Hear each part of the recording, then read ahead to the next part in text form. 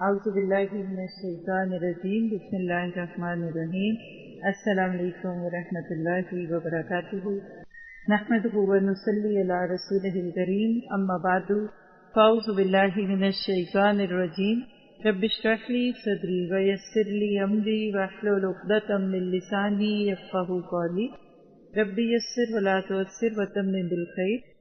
اگر ہم دیکھیں تو پچھلے پارے میں ہم نے سورۃ ہود کی آیت 6 سے 123 اور سورۃ یوسف کی 1 سے 52 آیتیں ہم نے دیکھی تھی۔ ان دونوں کے بیچ میں ہمیں سورۃ ہود کے ناطے سے تو پچھلے انبیاء کرام اور خاص طور میں پھر اس میں حضرت نوح علیہ السلام کی زندگی کے اتار چڑھاؤ دکھے، حق کے لیے کیسے بندہ کھڑا ہوتا ہے، رسپانس سے قطع نظر لوگوں نے کیا جواب دیا اس کی کوئی پرواہ نہیں، اور وہ ایمان کی طاقت ہوتی ہے جو اللہ کے رستے کی صحبتوں کو بندہ دل کی خوشی کے ساتھ قبول کرتا ہے۔ کوئی بات نہیں، جو مشکل ہے شکر ہے کہ میں اس میں ہوں نا، تبھی تو یہ مشکلات مجھے آ رہی ہیں۔ لہٰذا حضرت نوح کی زندگی کے بعد ہم نے سورہ ہود کے آخر میں اللہ کے نبی صلی اللہ علیہ وسلم کے غم اور صدمے کو دیکھا تھا کہ آپ کتنا اس وقت تکلیف محسوس کرتے تھے جب لوگوں نے آپ کو دیوانہ اور مجنوں کہا، اور پھر اس کے بعد جب سورہ یوسف شروع ہوئی تو ہم نے اس میں احسن القصص دیکھا۔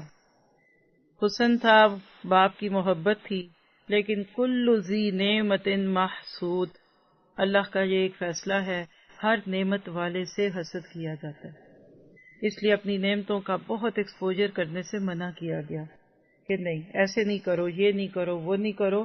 تو بہرحال ہم نے اس میں مختلف طریقے سے چیزوں کو دیکھا۔ آج کا پارہ نمبر 13 ہے، جس میں یا ایھا الذین آمنوا کی کوئی ایک پکار نہیں ہے، کیونکہ یہ وہ پارے چل رہے ہیں کہ جس میں دوسروں کے کہنے سے زیادہ انسان کے اپنے اندر کی چھپی ہوئی صلاحیتوں کو محسوس کرتے ہوئے اللہ تعالیٰ کے ساتھ تعلق کو مضبوط کیا جاتا ہے۔ پارہ number 13 one of the most favourite پارہ ہے میرے لیے۔ یہ میں کہہ سکتی ہوں کہ میں اس کے بارے میں اگر ایک لفظ بھی نہ پڑھتی نا تو الحمدللہ میرے دل میں اس پارے کے ساتھ جو کچھ ہے تو وہ آپ کے پاس جو میرا وقت ہوتا ہے اس کے لیے یہ کافی تھا کہ میں اس کو بیان کروں، لیکن آج چونکہ ہمارا اس میں ایک نیا تھیم ہے تو آج کا پارہ نفس امارہ اور شیطان، یہ دو لفظ لکھیے، پیار سے نہ لکھیے گا، یہ دو دشمن ہیں آپ کے میرے نفع مند بننے کے راستے کی۔ ہر انسان کی یہ خواہش ہوتی ہے کہ میں دوسروں کو فائدہ دوں، فائدہ لینے کی کیفیت شوق ہے کہ مجھے فائدہ مل جائے، مجھے مل جائے، یہ حیوانیت ہوتی ہے۔ دوسرے کے کھانے میں سے بھی منہ مار رہے ہوتے ہیں کئی جانور، لیکن نفع دینا انسان کے انسان ہونے کی دلیل ہے۔ لیکن ساری خواہشوں، ساری دعاؤں کے باوجود کیوں نہیں دے پاتے؟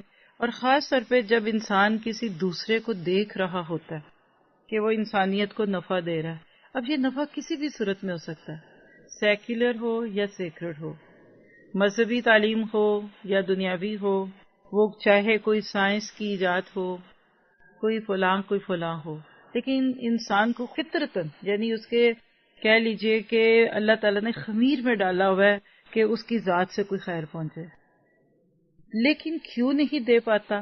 اس کے راستے کی رکاوٹ نفس امارہ ہے، جو پارے کے ابھی شروع میں ہی آئے گا، وہیں بات کریں گے۔ اور دوسرا ہے شیطان، جس کا تذکرہ سورۃ ابراہیم کے ایک پورے رکوع میں آئے گا کہ جس میں شیطان کی قیامت کے دن کی جانے والی تقریر ہے۔ اس بارے میں نصر من اللہ و فتح قریب کے ناطے سب سے پہلی نصر تو دیکھیں گے آپ حضرت یوسف کی ہے۔ بھائیوں نے کیا سوچا تھا کہ چلو کچھ نہیں، نہ قتل کرو، بس کنویں میں ڈال دو، کوئی آتا جاتا اس کو لے جائے گا۔ بھائیوں کے تو تصور میں بھی نہیں تھا کہ وہ یوسف جس کو اپنے حساب سے وہ ٹھکانے لگا چکے، کل جب اس سے ملاقات ہوگی تو وہ مصر کا وزیر خزانہ ہوگا۔ حقیقت یہ ہے کہ انسانوں کی زندگی میں ایسے مراحل آتے ہیں کہ جس میں دشمن تو اس کے لیے بہت ہی برا سوچتے ہیں، لیکن ہمارے ہاں کہتے ہیں نا کہ اگر اللہ ساتھ دے دے تو کوئی آپ کا بال کا بیکا بھی نہیں بگاڑ سکتا۔ نصر من اللہ میں آگے بہت کچھ آنا ہے۔ حضرت یوسف کے قصے کے بعد ہم نے انشاءاللہ اس بارے میں سورۃ رعد پڑھنی ہے۔ پوری سورۃ رعد کا ایک ہی ٹاپک دے دوں، be beneficial, not beneficiary, be beneficial. جو لوگ بینیفیشری بننا چاہتے ہیں نا، وہ بیچارے حقوق مانگتے مانگتے دنیا سے چلے جاتے ہیں، لیکن کبھی بھی بینیفیشیل نہیں بنتے، اور کبھی کو بینیفیشیل بن کے تو دیکھے۔ سب سے بڑی بینیفیشری وہ خود ہی ہوتا ہے۔ معاف کیجیے گا انگلش کے لفظوں میں، کیونکہ اس سے زیادہ خوبصورت کوئی لفظ مجھے دکھا نہیں۔ اردو میں بتا دیتی ہوں کہ جو ساری زندگی یہ کہتے ہیں نا کہ مجھے کیا ملے گا، مجھے کیسے ملے گا، اور کچھ اور، تو ان کو نہیں ملتا۔ لیکن جب آپ دینے والے بن جاتے ہیں نا کہ ایک دفعہ اللہ مجھے کسی کے کام کا بنا دے، تو پھر اس کو ملنا شروع ہو جاتا ہے۔ یہ کیسے ہو سکتا ہے کہ کسی برتن میں دودھ ہو جو وہ دوسروں کو دے گا اور اس برتن میں دودھ نہ ہو؟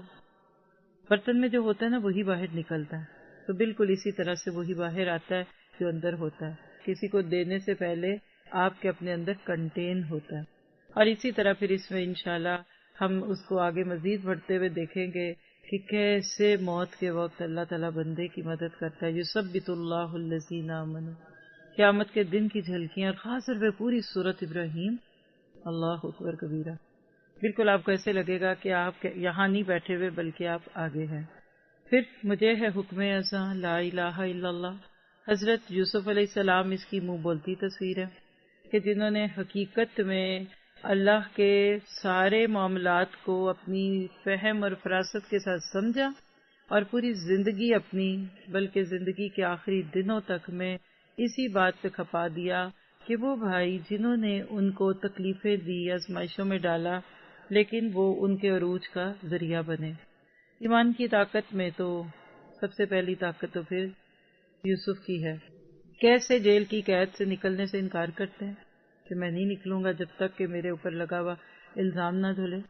اللہ کے نبی نے از راہ عاجزی کہا کہ اگر میں یوسف کی جگہ ہوتا تو میں بلانے والوں کے ساتھ فوراً چل پڑتا۔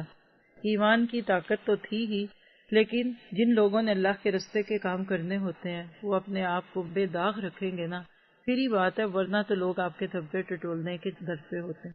بڑا خوبصورت لگتا ہے دور سے یہ کام، فلاں پڑھا رہا ہے۔ آج یہاں امریکہ میں دیکھیے کتنے اسپیکرز ہیں ماشاءاللہ، ایک سے ایک بڑھ کر بردرز ہیں، انگلش کے اسپیکرز ہیں، فری ورڈز ہیں۔ اسی طرح آپ اپنے انڈو پاک کلچر میں دیکھیں تو اردو والے بہت سے ہیں۔ ظاہر یہ کام کرنے والا لوگوں کو ایسے لگ رہا ہوتا ہے واہ کیا بات ہے، کیونکہ لوگ ظاہری عزت دیکھ رہے ہوتے ہیں جو اسٹوڈنٹس کر رہے ہوتے ہیں، لیکن لوگوں نے کبھی یہ بات سوچی کہ ایک چیز جو آپ کھلے روڈ پہ رکھ دیں تو لوگ کس کس نظر سے ان کو نہیں دیکھتے ہوں گے، کیا نہیں ہوگا؟ تو یہ ایمان کی طاقت ہوتی ہے جو اس بات پہ آپ کو جماتے رکھتی ہے کہ آپ نے اپنا کام کرنا۔ اور اسی طرح ایمان کی طاقت دکھے گی یوسف علیہ السلام کا بھائیوں کو معاف کرنا۔ یہ آسان کام نہیں ہے، یہاں بیٹھ کے بڑا آسان لگتا ہے، لیکن یہ اصل میں آسان نہیں ہے، الا یہ کہ اللہ تعالیٰ جس کے لیے آسان کر دے۔ کہ جن بھائیوں نے ہماری زبان میں ان کی زندگی برباد کر دی، ان کو رول دیا، ان کو باپ کی محبت سے جدا کر دیا، یہ کر دیا وہ کر دیا، کیا وہ ان کو آسانی سے معاف کرتے؟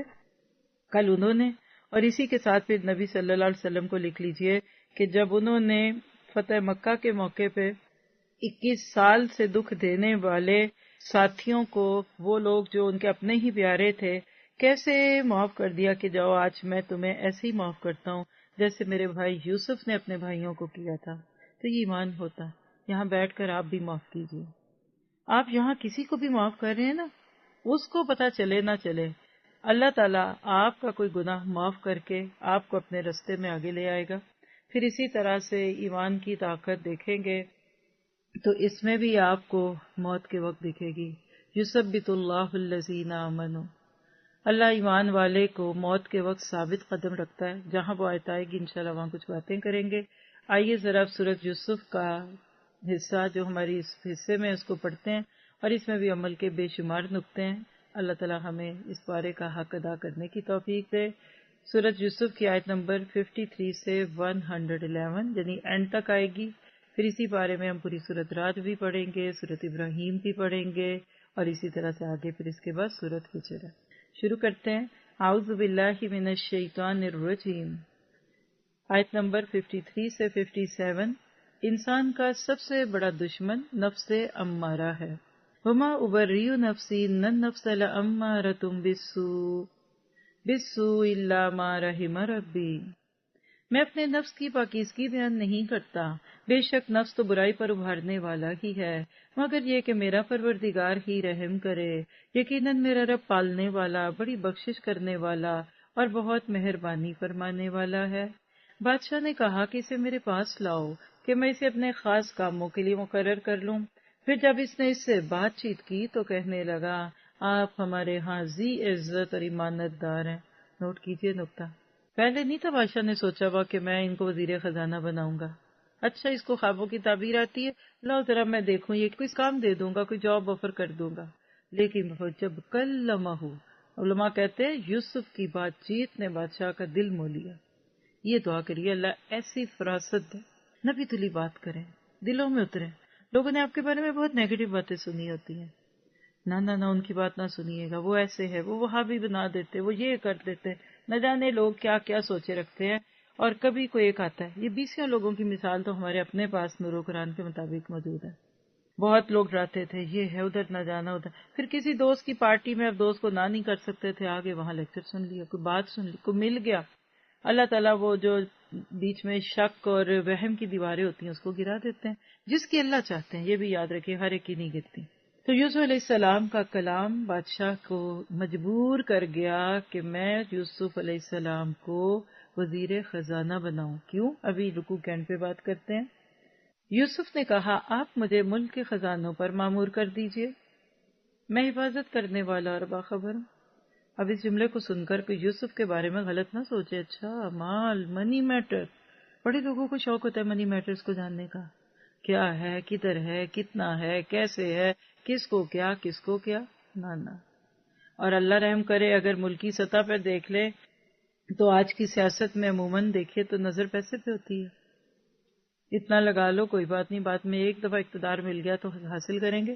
نوٹ کیجئے یوسف علیہ السلام نے یہاں اس ملک کے خزانوں کی حفاظت اپنے ذمہ لی ہے جس پہ قحط کے بعد وہاں ایک کہہ لیجئے کہ بینکرپسی فائل ہونے والی تھی، اور ساتھ کیا کہہ رہے ہیں، میں حفاظت کرنے والا باخبر ہوں۔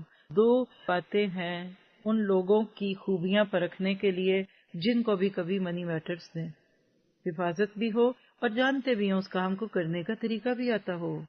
اسی طرح ہم نے یوسف علیہ السلام کو ملک کا قبضہ دے دیا۔ وَكَذَلِكَ مَكَّنَّا لِيُوسُفَ، یہ تو اتنا حسین جملہ ہے، اس کے پیچھے وہ ساری داستان ہے جو آپ اس بارے میں پڑھیں گے۔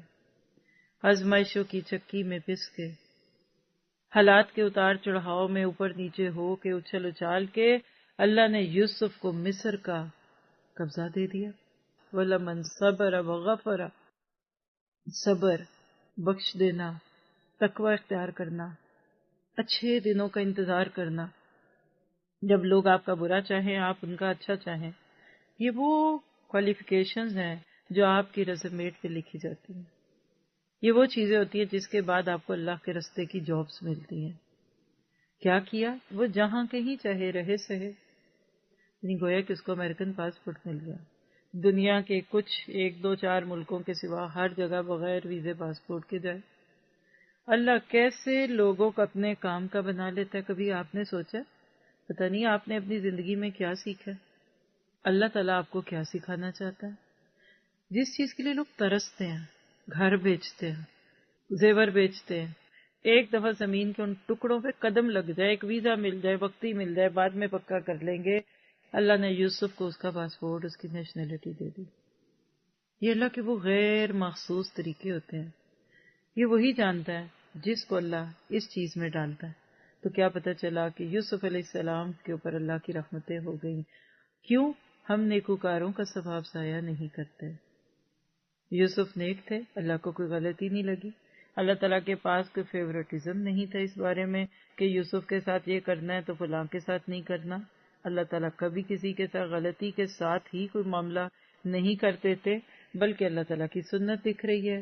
یقیناً ایمانداروں اور پرہیزگاروں کا اخروی اجر بہت ہی بہتر ہے۔ تو ان آیات میں دیکھیے ایک آیت ایمان سے متعلق ہے، اس پہ کان، آنکھیں، دل، دماغ لگا لیجئے۔ وَالْأَجْرُ الْآخِرَةِ خَيْرٌ لِلَّذِينَ آمَنُوا وَكَانُوا يَتَّقُونَ، ایمان اور تقوی دنیا میں خیر اور آخرت میں خیرن کثیرن کا ذریعہ بنتے ہیں۔ یہ جو دنیا کی خیر ہے نا ایمان اور تقوی کی، اس کو بچوں کو جمع کریں. پیسہ کتنا، گاڑیاں کتنی، بنگلے کتنے، ٹھیک ہے اللہ ان کو اپنے نصیب کے ساتھ سب کچھ دے دے گا. آپ ان کے بارے میں اچھی خواہشیں بھی رکھیں، اچھی تمنائیں بھی رکھیں، لیکن یاد رکھیے کہ یہ کامیابی کی دلیل نہیں ہے. پھر اس پارے کہ آپ شروع کی آیتوں پہ اگر غور کریں، تھوڑا سا بات کروں گی نفس پہ. آپ دیکھیے کہ میں، آئی ایم، مجھے، میری، یہ جتنے جملے اردو انگلش کے ہیں نا بولتے، یہ نفس ہے. آئی ایم ہونے کا احساس انسان کو ہوتا ہے. جانوروں کے اندر کوئی ایسا احساس نہیں ہے کہ جس میں ان کو کچھ ہونے کا احساس ہو. نفس ایک ہی ہے. اس کے عروج اور زوال کے ناطے سے 3 اس کی کیفیات ہمیں قرآن میں ملتی ہیں. نفس امارہ جو یہاں پہ دکھ رہا ہے، نفس لوامہ سورۃ قیامت میں دکھے گا، اور نفس مطمئنہ سورۃ فجر کی آخری آیت میں دکھے گا. یہ نفس کیا ہے؟ یہ نفس انسان کے ساتھ کیسا معاملہ کرتا ہے؟ اپنی اصل کے اعتبار سے نفس جو ہے نا وہ امارہ ہے. نفس امارہ کس طریقے سے انسان کے لیے آزمائش بن جاتا ہے، کیا ہوتا ہے؟ اگر آپ قرآن پاک کا مزاج دیکھیں نا تو اللہ سبحانہ تعالیٰ نے یہ بتا دیا کہ اللہ نفس مومن کو اپنی حالت پر نہیں چھوڑتا. اپنی اصل کے اعتبار سے ہر انسان مکمل طور پہ پارسا نہیں ہے. نفس انسانی انسان کو برائی پہ ابھارتا ہے. اللہ تعالیٰ کی خصوصی نظر رحمت سے ہی انسان بچتا ہے. اللہ ما رحم ربی کی بات اگر آپ دیکھتے ہیں تو وہ آپ کو ادھر دکھ رہی ہے. حضرت یوسف علیہ السلام کے تناظر میں چونکہ یہ آیت آئی ہے اور یہ قول، یہ جملہ حضرت یوسف کی طرف ہی منسوب کیا جاتا ہے. کچھ لوگ اس کو عزیز مصر کی بیوی کی طرف بھی منسوب کرتے ہیں. ہمیں اس سے کوئی فرق نہیں پڑتا. ہاں کسی نے کہا جو اس کے بالکل پچھلے پارے کے آخری جملے تھے کہ اس نے کنفیس کیا تھا کہ میں اقرار کرتی ہوں کہ میں نے ہی یوسف کو بہکایا تھا. تو کسی نے بڑی خوبصورت بات کی کہ اس عورت کی اتنی پکی سچی توبہ کو دیکھ کر دل میں گمان آتا ہے کہ اللہ نے اس کو پھر بعد میں ہدایت دے دی ہوگی. لیکن زیادہ علماء کی رائے یہ ہے کہ یہ اسی طرف جاتا ہے جدھر یوسف علیہ السلام کی بات ہے. اب سوال یہ ہے کہ نفس امارہ کیا ہے؟ آپ دیکھیے کہ نفس امارہ شیطان کا دوست ہے. لکھ لیجئے، نفس امارہ is the best friend of the devil. شیطان کا دوست ہے. ہمارے اندر 2 فورسز ہیں، باہر نفس لوامہ ہے اور اندر نفس امارہ ہے. نفس امارہ شیطان کا دوست ہے اور نفس لوامہ شیطان کا دشمن ہے. شیطان ہمارے جسم میں نفس امارہ کے ذریعے داخل ہوتا ہے. آپ کہہ سکتے ہیں کہ نفس امارہ غدار ہے. گھر کا بھیدی لنکا ڈھائے، یہ کہاوت اس کے اوپر آتی ہے. شیطان کا چیلا ہے. رمضان میں شیطان تو بند کر دیے جائیں گے، پھر بھی گناہ کون کرائے گا؟ یہی نفس امارہ کو پٹیاں پڑھا کے جاتا ہے. بالکل تصور کی آنکھ سے میں دیکھوں تو مجھے ایسے لگتا ہے کہ رمضان سے پہلے شیطان آ کر خوب چکنی چپڑی باتیں کر کے نفس امارہ کو کہتا ہوگا کہ بات سنو، اب میں تھوڑے دن چھٹی پہ جا رہا ہوں، پلیز میرے بعد کام ٹھیک رکھنا، دیکھو کام نہ خراب ہو، دیکھو میں آؤں گا میں تمہیں عید کی پارٹیوں میں خوش کر دوں گا، دیکھنا میں تمہیں خالی نہیں چھوڑوں گا، منہ مانگا انعام دوں گا. اور بیچارہ نفس امارہ پورا مہینہ روزے رکھنے کے باوجود، نمازیں پڑھنے کے باوجود، تراویحاں، تہجد، عمرے اور جو بھی محنتیں ایک ایمان والا رمضان میں کرتا ہے، اس کے باوجود بھی نفس امارہ کچھ نہ کچھ پر پرزے دکھاتا ہے. جو ہمارا وقت کا ضائع کرنا، ہمارے دلوں میں بدگمانی آنا، یہ سب کچھ ہے. ہمارے کرنے کا کام کیا ہے کہ نفس لوامہ کو مضبوط کریں، ملامت روکنے والا نفس، اور نفس امارہ کو دبائیں. وہ کام کریں جس سے نفس امارہ ناخوش ہو. استغفار کریں کثرت سے، نفس کی شر کی دعائیں جو ہیں اللہ کے نبی کی سکھائی بھی ان کو مانگیں، اور سب سے بڑی بات اس کو پہچانیں. جب بیماری کو پہچان لیا جاتا ہے تو پھر اس کا علاج بھی کر دیا جاتا ہے. اور ایک جملہ لکھیے کہ اپنے ساتھ ہمیشہ سوء ظن رکھیے اور دوسرے کے ساتھ حسن ظن. اللہ کے نبی کی حدیث سے پتہ چلتا ہے کہ دوسروں کے لیے اچھا سوچا کرو، لوگوں کے ظاہر پہ قیاس کرو. جب کوئی اچھی بات کہہ رہے تو مان جو کیوں اس کے اندر کو رہتے ہو کہ نہیں تمہارے اندر کیا اور تم نے دل سے کہا ہے یا باہر سے کہا ہے. لیکن اپنے معاملے میں ہمیشہ سوء ظن رکھا کریں.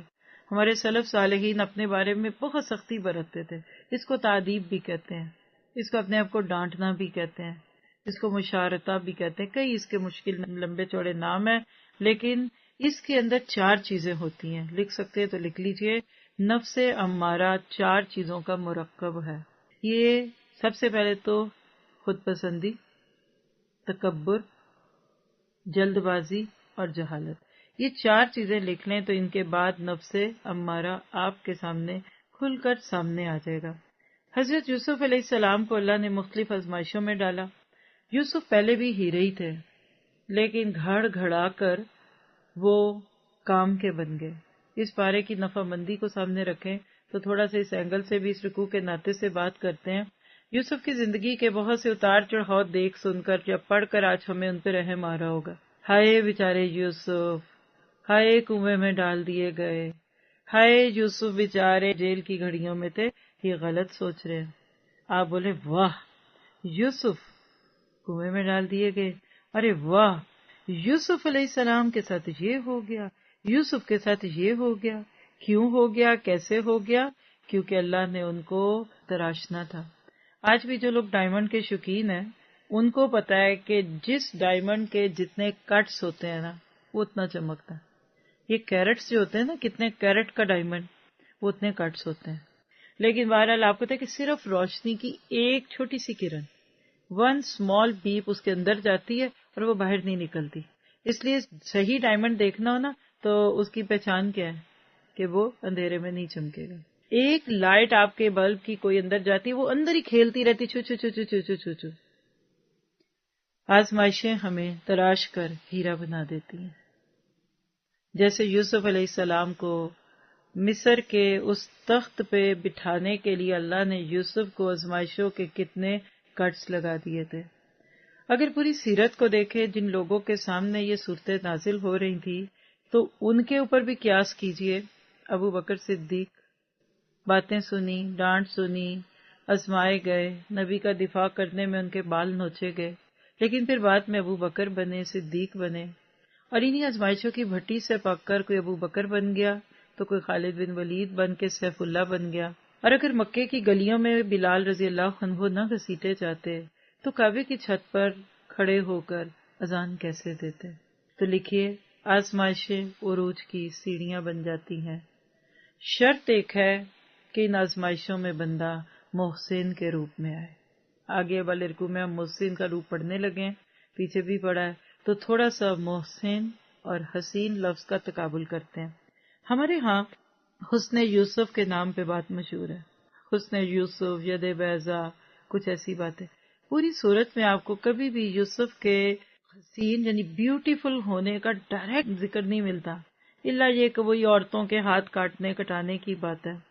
لیکن آپ ذرا سا دیکھیے کہ ان کے محسن ہونے کا بہت تذکرہ. بلکہ میں تو یہ کہوں گی، لکھنا چاہیں تو لکھ لیں، علم کی حسن پر فضیلت. علم کی شان کیا ہے؟ حسن کی وجہ سے جیل میں ڈال دیے گئے اور علم کی وجہ سے تخت پر بٹھا دیے گئے.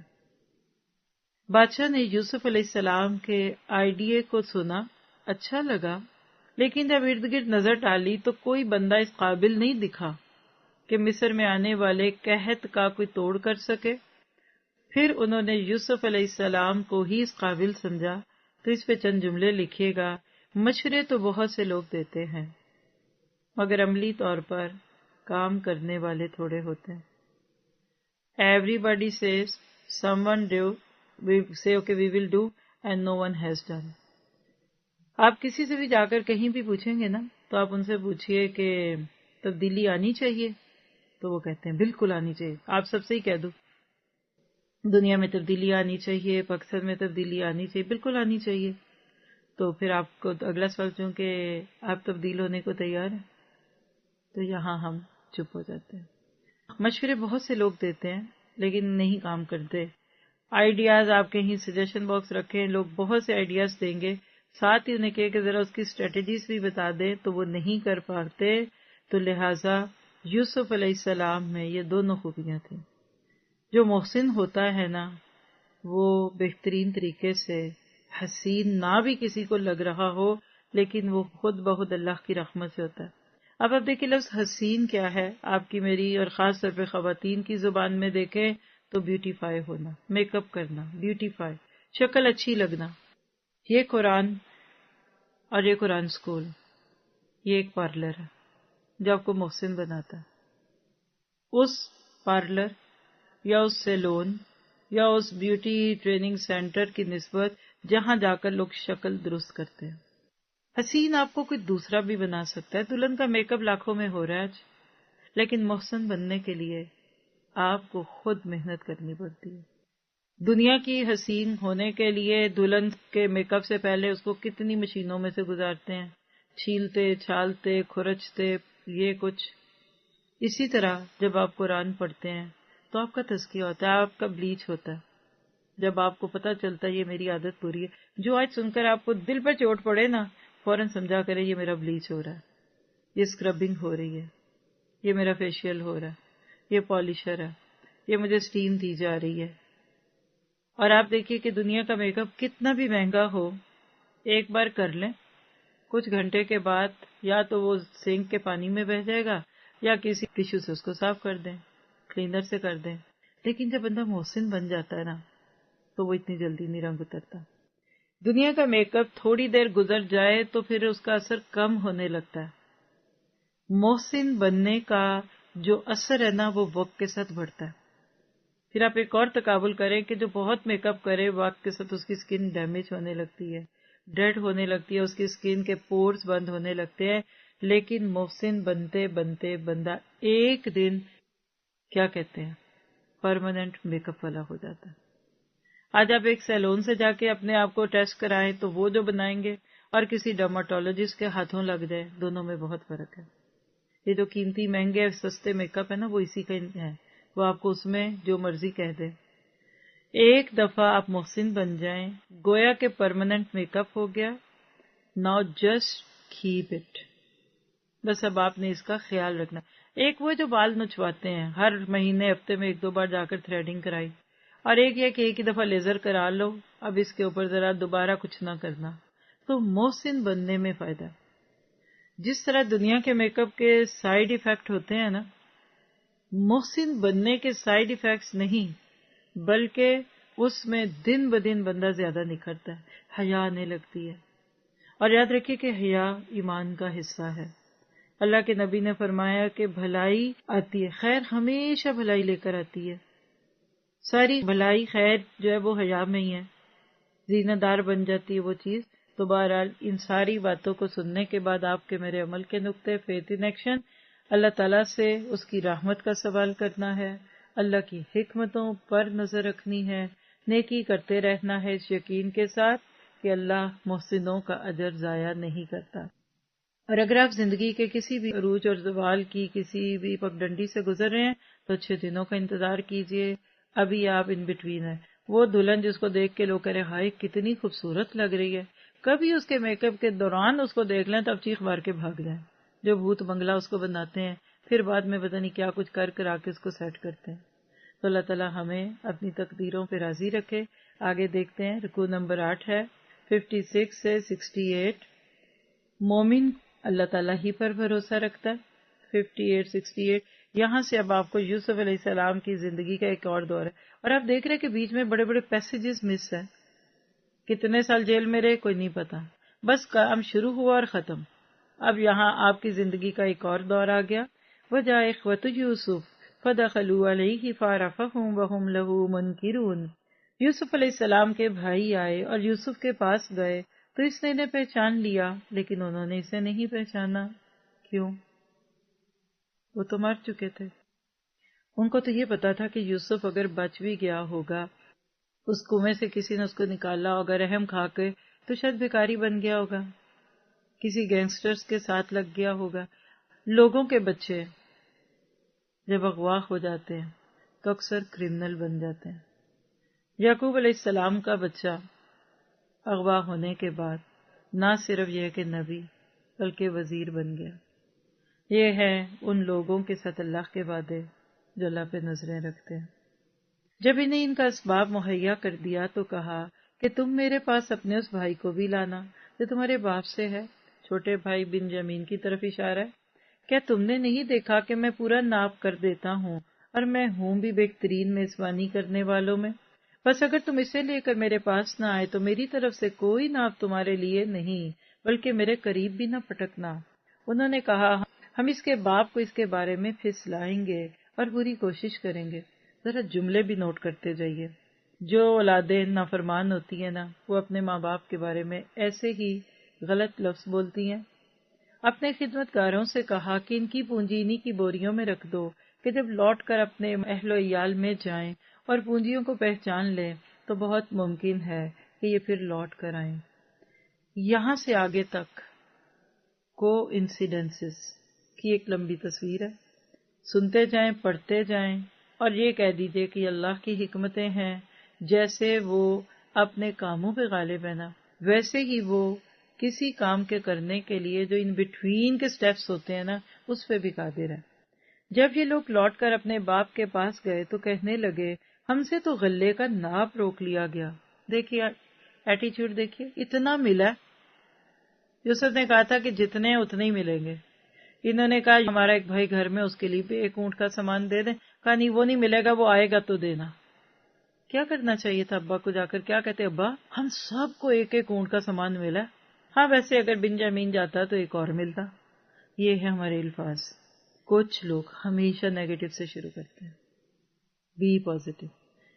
10 چیزیں آپ نے بولی اور میاں صاحب 8 لے آئے، یا 2 ملی نہیں، یا تھی نہیں، یا بھول گئے۔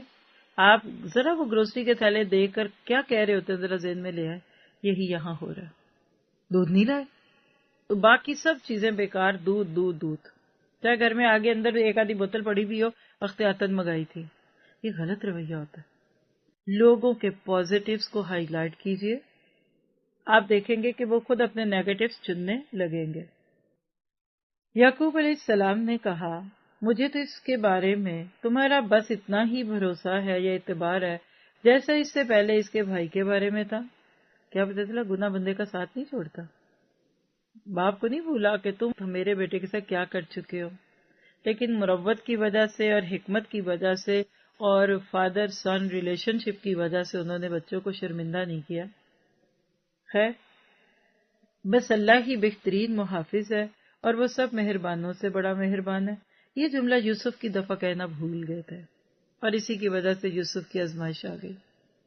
جب انہوں نے اپنا اسباب کھولا تو اپنا سرمایہ موجود پایا جو ان کی جانب لوٹا دیا گیا تھا۔ کہنے لگے ہمارے باپ ہمیں اور کیا چاہیے، دیکھیے تو ہمارا سرمایہ بھی واپس لوٹا دیا گیا ہے۔ ہم اپنے خاندان کو رسد لا دیں گے اور اپنے بھائی کی نگرانی کریں گے اور ایک اونٹ کے بوجھ کا غلہ زیادہ لائیں گے۔ یہ ناپ تو بہت آسان ہے۔ آپ سچے ہیں نا تو بڑھ بڑھ کے باتیں کر رہے ہیں، اور جب یوسف کو کنویں میں پھینک کر آئے تھے تو بات ہی ٹال دی، اور رات دیر سے آئے تاکہ ابا ہمارے فیس ایکسپریشنز ہی نہ دیکھ لیں۔ یعقوب علیہ السلام نے کہا میں تو اسے ہرگز تمہارے ساتھ نہ بھیجوں گا۔ کیوں؟ حدیث لکھ لیں کہ مومن ایک سوراخ سے 2 دفعہ نہیں ڈسا جاتا۔ اگر حالات نہیں بدلے نا تو اب جو بیٹی روٹ کے آ گئی اس کو دوبارہ نہ بھیجیں۔ ہاں ہر سرکمسٹانسز چینج ہو گئے، کچھ اس نے بہتری کی، کچھ آپ کی بیٹی نے کی، تو پھر ایک چانس دیجیے۔ ورنہ عموماً ہمارے کلچر میں کیا ہوتا ہے کہ پہلے بہت لڑتے ہیں، پھر ماں باپ کے گھر لڑکیاں آ جاتی ہیں، اور جب وہ ماں باپ کے گھر آ جاتی ہیں کچھ عرصے ادھر رہ کے بھابھیوں کی باتیں، غصہ، گلہ، پھر وہ میاں یاد آنے لگتا۔ کوئی چینج کیے بغیر، حالات کو بدلے بغیر دوبارہ اس بچی کو بھیجتے ہیں، وہاں جا کر 2-4 دن، 6 دن، ہفتہ 10 دن خوشی کے گزرتے ہیں، اور اس کے بعد دوبارہ پھر وہ وہی کچھ کرنے لگ جاتے ہیں جو کہ پہلے کر رہے تھے۔ تو اگر چینج نہیں ہے نا، پچھلے بارے میں بھی پڑھا اور سورہ رعد میں بھی آ رہی آیت ان اللہ لا یغیر ما بقوم حتی یغیروا ما بانفسہم، تو جو ما بانفسہم نہیں بدلتا نا تو دوبارہ کبھی وہ رسک نہیں لینا چاہیے۔ ہاں مگر کیا کرو، جب تک کہ تم اللہ کو بیچ میں رکھ کر مجھے قول و اقرار نہ دے دو کہ تم اسے میرے پاس پہنچا دو گے، سوائے اس ایک صورت کے کہ تم سب گرفتار کر لیے جاؤ۔ یہ ہے مومن کی فراست۔ کوشش پوری کرو، اور اس کے بعد بھی اگر پھر اللہ نے ہی کچھ چیز لکھی ہے تو پھر وہ تو تمہارے بھی بس میں نہیں اور میرے بھی بس میں نہیں ہے۔ اس سے کیا پتہ چلا کہ یعقوب علیہ السلام نبی بھی تھے، باپ بھی تھے، اور بہترین طریقے سے اپنے بچوں کو گائیڈ کر رہے ہیں، یعنی تربیت کے بہت ہی باریک اور بڑے بڑے خوبصورت سے نقطے آپ کو اس میں نظر آ رہے ہیں۔ اور پھر اس کے بعد کیا ہوا، کیا فرمایا یعقوب علیہ السلام نے کہ تم سب گرفتار کر لیے جو۔ جب انہوں نے پکا قول اقرار دے دیا تو انہوں نے کہا ہم جو کچھ کہتے ہیں اللہ اس پر نگہبان ہے۔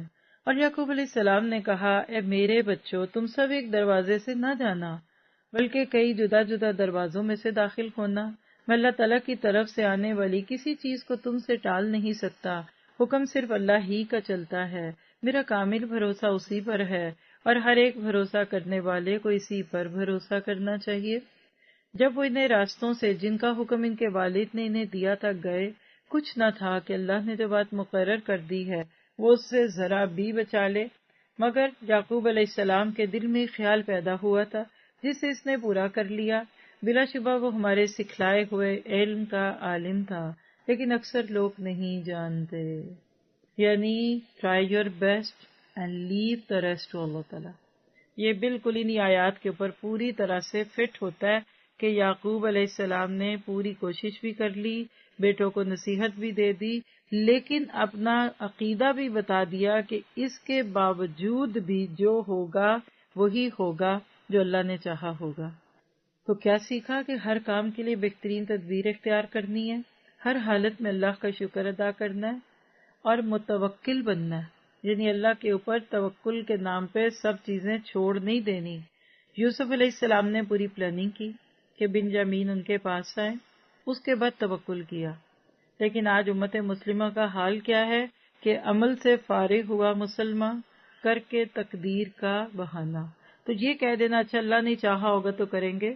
ان آیتوں میں آپ کو تقدیر اور تدبیر کا توازن بھی دکھ رہا ہے کہ کہاں سے کیا کچھ ہوگا۔ خاص طور پہ اپنے بچے کے ناطے سے یہ ساری باتیں کھول کے رکھ دیں۔